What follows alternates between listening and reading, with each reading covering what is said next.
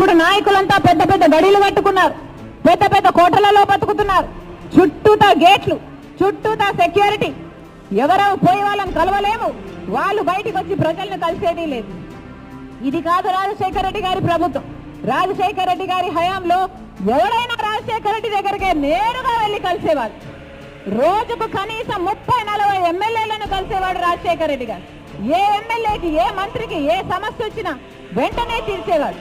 మన పర తేడా లేకుండా పర పార్టీలను కూడా ఆదరించిన నాయకుడు రాజశేఖర రెడ్డి గారు. మళ్ళీ అలాంటి నాయకుడు కావాలి, మళ్ళీ అలాంటి నాయకత్వం రావాలి. అందుకే చెప్తున్నాం, కాంగ్రెస్ పార్టీ ఒక్కటే, కాంగ్రెస్ పార్టీ మాత్రమే ఇదంతా సాధించగలదు. ఇదంతా మీకు కూడా తెలుసు, కానీ మీకు నేను గుర్తు చేస్తున్నాను అంతే. ఇప్పుడు ఎన్నికల సమయం వచ్చింది, ఇప్పుడు ఎన్నికల సమయం వచ్చింది.